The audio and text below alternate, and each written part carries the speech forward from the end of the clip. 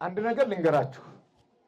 እናቴ ሕፃን እያለሁኝ ራሴን ሲያመኝ ቀንድ ካራ ይዛ በጓሮ ሄድና የምች መድኃኒት ቆርጣ አጥታ ትሰጠኛለች። በፍንጃን ልክ ታድናለሁ። የራሱ የሚጠጣ ያለው ለራሱ የሚለበስ ያለው የራሱ መኖሪያ ያለው ከማንም ያልተሰጠው ያልተመጸወተው ከአባቱ ከእናቱ ወይም ከእግዚአብሔር የተሰጠው ማለት ነው። እግዚአብሔር ከተፈጥሮ ባህል የሆነውን ራሱ ይፈውሳል። ከተፈጥሮ ሕግ ውጭ የሆነውን ራሱ ይመግባል። ከተፈጥሮ ሕግ ውጭ የሆነውን ራሱን ያለብሳል። በተፈጥሮ ሕግ ውስጥ ያለውን ደግሞ እንደነ አባ ክንፈ ሩፋኤል ላለው መድኃኒቱን ለሰው ሰጥቷል ማለት ነው። አባቶቻችን እና አብርሃምና አጽብሃ አባይን በዕንቁ እያተነኑ ይገድቡት ነበር። ይቻላል። በዕንቁ ነው። ዕንቁን በአባይ ፊት ለፊት ያስቀምጣታል። የራሱ ፍልስፍና አለው። ዕንቁን ሲያይ አባይ ወደኋላ ይመለስ ነበር። ልክ እንደነ ዱርናው ከተባለ ሀገር በቀሉ ጥበብ መውጣት አለበት።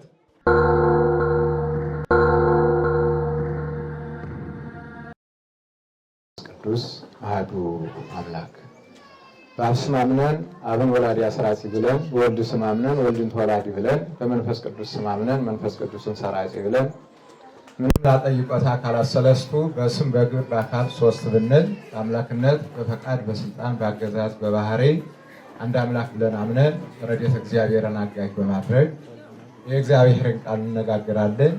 ክቡር አባታችን አባ ክንፈ ሩፋኤል ሐኪም የዚህ ተቋም ዋና ስራ አስኪያጅ፣ ጥሪ የተደረገላችሁ በዚህ በርዕሰ ከተማው የተገኛችሁ የሴክተር ሰራተኞችና እግዚአብሔር አምላካችን በሀብት የሳባችሁ በረድኤት ያቀረባችሁ ለዚህ ክቡር ለሆነው ለተዘጋጀው ለጌታችን ለመድኃኒታችን ለኢየሱስ ክርስቶስ የመስቀል በዓል ምክንያት በማድረግ የተሰበሰባችሁ የእግዚአብሔር ቤተሰቦች በእግዚአብሔር ስም እንደምን ዋላችሁ? አሜን። የቅዱሳን አባት የሁሉ ፈጣሪ እግዚአብሔር ይመስገን ብለን እንድናመሰግነው ስለፈቀደልን ስሙ የተመሰገነ ይሁን። በአጭር ቃል የሰሎሞን መንደርና የባህል ሕክምና ሳላስረዝም ዋና ዋና ጉዳዮችን በአጭር አስቀምጣለሁኝ። የባህል ሕክምና እና የሰሎሞን መንደር የሚለውን ሀሳብ ለማየት ባህል ምንድን ነው፣ ሶሎሞንስ ማን ነው የሚለውን ቅድም መምህራችን መምህር ፍሬ ስብሐት ጠቁመው ስላለፉ ወደዚያ አልሄድም። ሰው በተፈጥሮ ሕግ መኖር ከጀመረበት ጀምሮ ወርቃማ ጊዜያትና በርካታ ዘመናት ረጅም ዓመታት ተቆጥረዋል። በብዙ ውጣ ውረድ በመውጣት በመውረድ በማለፍም እዚህ ደርሰናል ማለት ነው። በዚህ ዘመን እንግዲህ የላዩ ሙቀት የታቹ ግለት ከዚህ ባሻገር ሰው በራሱ የሚኖርበት በራሱ ጥበብ የሚኖርበት ከእግዚአብሔር የተቸረው የራሱ የሆነ ሀብት አለው። ያለኝን ከኔ ያለኝን እሰጥሃለሁ ተብሎ እንደተጻፈ ባህል ማለት የራስ የሆነ ከራስ የመነጨ ለራሳችን የምንበላው ያለን የራስ የሚጠጣ ያለው ለራሱ የሚለበስ ያለው የራሱ መኖሪያ ያለው ከማንም ያልተሰጠው ያልተመጸወተው ከአባቱ ከእናቱ ወይም ከእግዚአብሔር የተሰጠው ማለት ነው። ባህል ከምን ይገኛል ስንል ከእግዚአብሔር ነው የሚገኘው። እግዚአብሔር በባህሪው ነግሶ የሚኖር አምላክ የባህሪ አምላክነቱን በጸጋ ለሰው ልጅ ሰጥቷል ማለት ነው።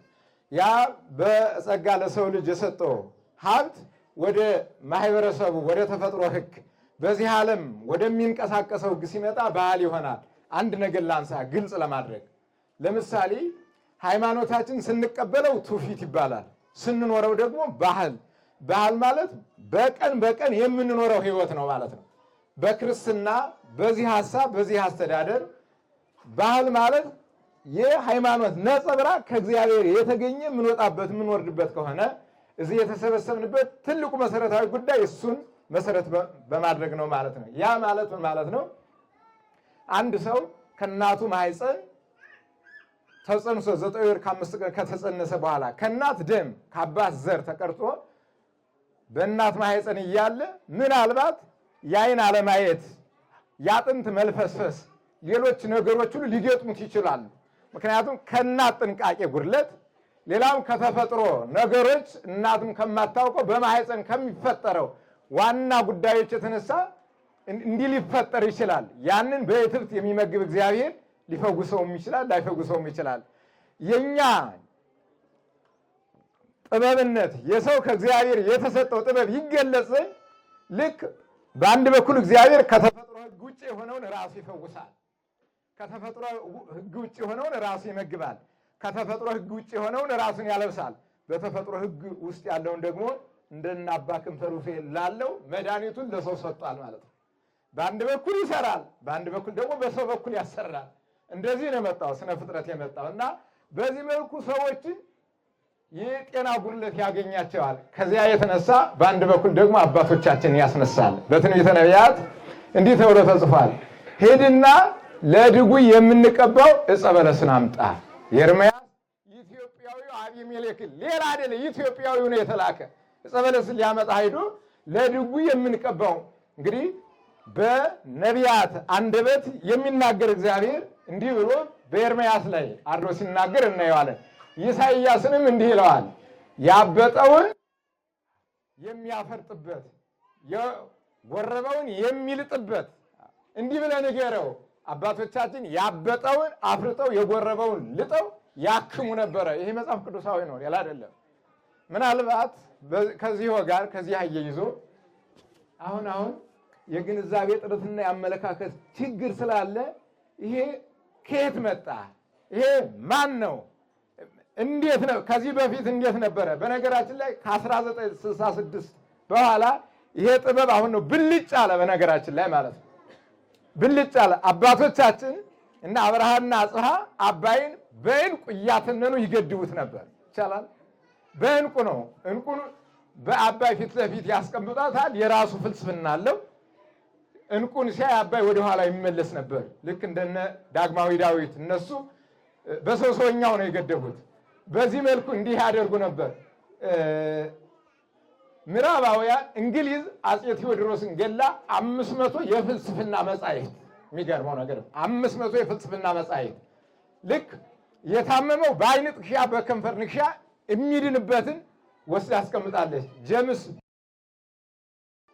አባይን ልገድብ ነው ብሎ 31 መጽሐፍ ነው የወሰደብን። አሁን እዚህ ያለው ሰው እንዲህ የሚወጣ የሚወርደው እውነተኛ ሐሳቢ ቅን ሐሳቢ ተላልፎ በጤናውም በባህሉም በሃይማኖቱም በክርስትናውም ለሰው ተላልፎ ሊደርስ የሚችል ሰው በማጣታችን እዚህ ደረጃ ደርሰናል። ስለዚህ ባህል ማለት ከኢትዮጵያ ተነስቶ ኢትዮጵያ የሚኖር ኢትዮጵያውያን ከሀያላኑ ሀገራት ከፍ አድርጎ ሊያሳይ የሚችል ጥበብ ያለ ማለት ነው። ያ ባህል የራስ የሆነ የሚበላ የሚጠጣ ከሆነ ከዚያ መካከል እንግዲህ እዚህ የተሰበሰብንበት ትልቁ መሰረታዊ ጉዳይ ነው። እንግዲህ ጥበብ በሁለት ነው የሚከፈለው፣ መንፈሳዊ ጥበብና ስጋዊ ጥበብ። ስጋዊ ጥበብ እንደነገርኳቸው ለአባቶቻችን ለሶሎሞን ከእጽዋት ዘር ከዘግባ እስከ ምን እስከ አሽከት ወይም እስከ ዱባ በእጽዋት ዘር፣ በእንስሳት ከዝሆን እስከ ትንኝ ይህ ለዚህ ይሆናል እያለ ነገረው፣ ገለጠለት ይላል። አንደኛ ነገሥት 4 ላይ ተቀምጧል። እሱ ነው አሁን እንዲህ በዚህ ነው ወይ ሀገሪቱ እየተጠቀመች አለች ነው መሰረታዊ ጉዳይ።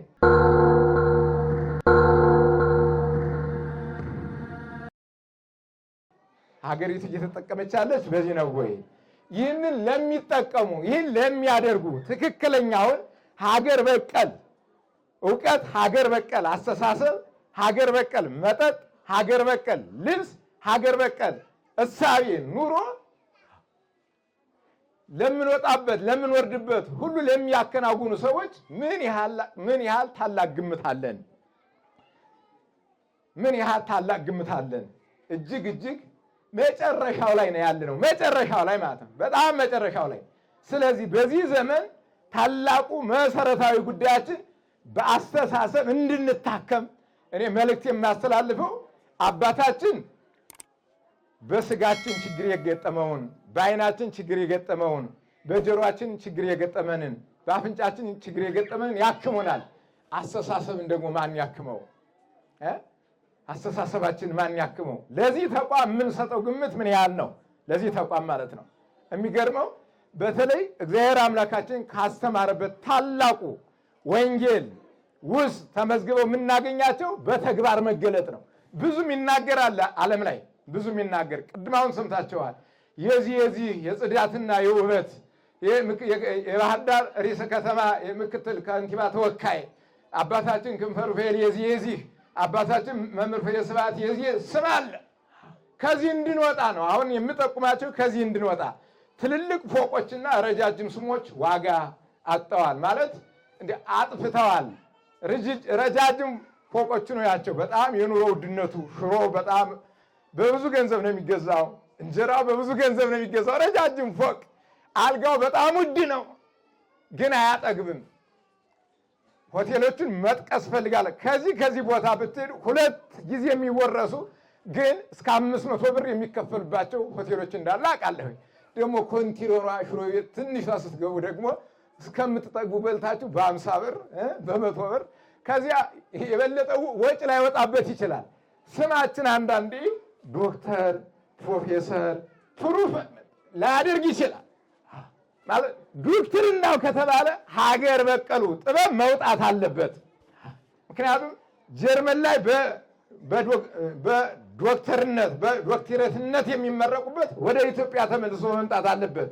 ይሄ የሚሆነው ደግሞ መልካም አስተሳሰብ ሲኖረን ነው። ብዙዎቻችን የሚበላ የሚጠጣ ካገኘን ሀገር ሃይማኖት ጉዳያችን አይደለም። አባታችን እውነት ለመናገር አባታችን ዓለም አቀፍ እኔ በእናንተ ልክ አይደለም ማስባቸው ዓለም አቀፍ ሰው ናቸው። አባታችን ዓለም አቀፍ ናቸው። የፈለገውን ልስራ ቢሉ መስራት የሚችሉ ናቸው። ግን ከኛ ጋር እንዴት ይችሉታል? አስተሳሰባችንን እውነት ለመናገር በጣም ጠባቦች ነን እኛ። ወንድም አንወድም፣ አባት አንወድም፣ የተማረ ሰው አናሳድግም፣ በዓለሙም በመንፈሳዊም አናሳድግም። ከሌማ ወጣብን። አያችሁት? ለሀገር መኖር እንዲህ እኮ ነው። ለህዝብ መኖር እንዲህ ነው። በሁሉም በሚገለጠው በሁሉም በመታየት ሰሚ ስታገኝ ተናገር፣ ውሃ ሲጎል ተሻገር። ስለዚህ በጣም በሳይንሱ ዓለም የመጠቃቸው አባቶቻችን ከአሚኮም የመምሪያ ኃላፊዎች የተሰበሰባችሁ ትልቁ ይህ የሀገር ጥፋት ውጥንቅጥ መውጣትና መውረድ የጎደለን ሀገር በቀል እውቀትና ሀገር በቀል ጥበብ የሶሎሞን ጥበብ ስለሌለ ነው። ልክ ከኢየሩሳሌም ተነስቶ ኢትዮጵያ በኩር ስለሆነች ወደ ኢትዮጵያ ነው የመጣው። 1013 ዓመት ሲቀረው ኢየሱስ ክርስቶስ ሊወለድ እስራኤል ቢወለድላት እኮ አባረዋለች፣ ወደ ግብፅ አሳደዋለች። ተወልዶላት ነበር። ኢትዮጵያ ደግሞ በድምፅ ኢትዮጵያን ሳይረግጠው ኢየሱስ ክርስቶስ ሳይረግጥ በድምፅ ነው መጀመሪያ ያመነችው። ስታምነው ደግሞ በስደቱ መጥቶ ኢትዮጵያን ባረካት። ይሄ የሆነው ትልልቅ አባቶቻችን ለሀገር አሳቢ፣ ለቤተሰብ አሳቢ እንደ ሀገራችን እኮ በእኔ አንደበት የሚገለጥ አይደለም እንጂ ወጦ መግባት ይቻላል እንዴት? ሽንት ቤት ደርሶ መመለስ ይቻላል እንዴት? ገበያ ሱቅ ደርሶ መምጣት ይቻላል እንዴት? የጎደለን ምንድነው? እውነተኛ ትክክለኛ ባህላዊ ጥበብ። አንድ ነገር ልንገራችሁ። እናቴ ሕፃን እያለሁኝ ራሴን ሲያመኝ ቀንድ ካራ ይዛ በጓሮ ሄድና የምች መድኃኒት ቆርጣ አምጥታ ትሰጠኛለች። በፍንጃን ልክ ታድናለሁ። ይሄ ምንድን ነው? ይሄ እንደ ቀላል የሚታይ እንጨቱ በብዙ ሚሊዮን ተሽጦ ሄዶ ምዕራባውያን ለክተው ሰጠውን። እዚህ እስከሚደርስ የክስፋይ እርዴት አድርጎ ስናክማቸው ደግሞ ትልቅ ማለት ያ ማለት ህጋዊ ማን ነው? እሱን ህጋዊ የሰጠው 3 ቀን ሳምንት ሙዙ ተቆርጦ ሳምንት የሰነበተው ሙዝና በቀን በዚያው ተቆርጦ ተለቅሞ የምትበሉት ሙዝ የትኛው ነው? ማለት ለጤና ትክክል የትኛው ነው? ሳምንት የሰነበተው ወይስ ዕለት የተለቀመው? ምን ሙዝ ያ ፍሬሹ እንዳለ እሱ ነው መሰረታዊ ጉዳይ። ከገባን እሱ ነው ማለት ነው።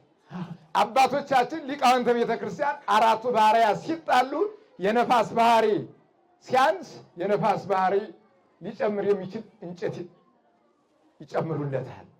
የውሃ ባህሪ ሲያንስ ውሃ ያላቸውን እንጨቶች ቀምመው ይጨምሩለታል።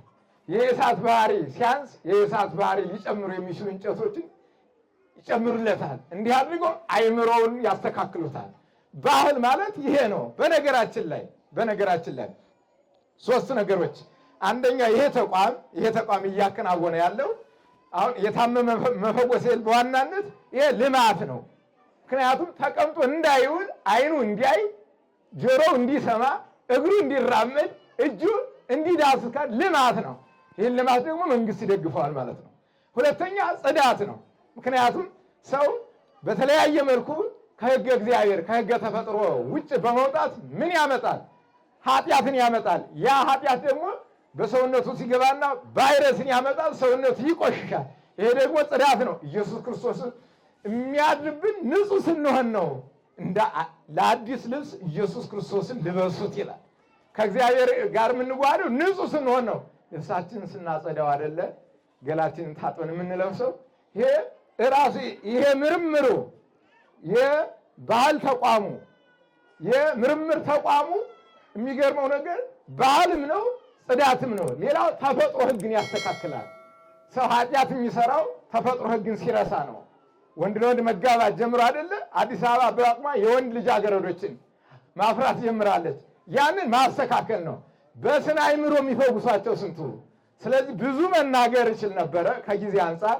እንዲህ ከሆነ ይሄ የአባ ክንፈ ሩፋኤልና እዚህ ላሉት ተቋም ሳይሆን የኔና የናንተ የምንጠብቀው እኛ ነን። ሌትም ቀንም ምናልባት ለመዘከርም የመጣችሁ ካላችሁ ከዚህ በኋላ ይሄ ተቋም የኔ እንደሆነ አስቤ ልጠብቀው ይገባኛል። ባህል ማለት የራሳችን የኢትዮጵያውያን ከኢትዮጵያ የተገኘ ለዓለም የተረፈ አሁን እኛ እየተጠቀምንበት ያልሆነም እነ ጀርመን እነ ፈረንሳይ እነ እንግሊዝ አጠቃላይ ሀያላኑ ሀገራት ከኛ በብዙ መልኩ አሽሩከው የሚጠቀሙበት ሀገር በቀል እውቀቱ ዛሬ እዚህ ተጀምሯል።